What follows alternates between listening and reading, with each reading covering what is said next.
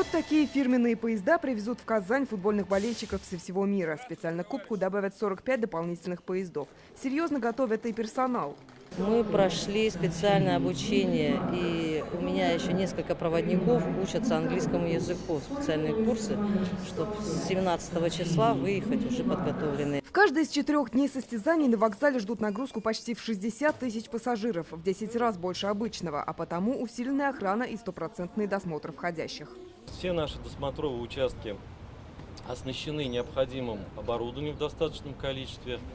Это и металлодетекторы рамочного типа, ручные металлодетекторы. А вот на выходе никаких досмотров не будет, чтобы болельщики как можно быстрее и удобнее покидали стадион. Кстати, во избежании конфликтов фанаты разных команд будут выходить отдельными группами, не сталкиваясь друг с другом. На 3 выходах с вокзала болельщиков встретят сотрудники транспортной дирекции. На помощь придут и волонтеры, 800 добровольцев по всему городу. Волонтеры будут оказывать помощь в больницах города, транспортной логистике, собственно говоря, в навигации в зоне последней мили, если вы с таким понятием знакомы, вокруг стадиона. Немалая нагрузка придется и на аэропорт. Во время кубка здесь ждут больше 1500 пассажиров каждый час. Оборудуют временный пропускной пункт. Приветствую вас на матче Сурбин ЦСКА. Казань-Арена свою готовность проверила еще неделю назад на тестовом матче. За главный объект Кубка Конфедерации можно не переживать. Алина Зинатульна, Марат Саидгараев, ТНВ Казань.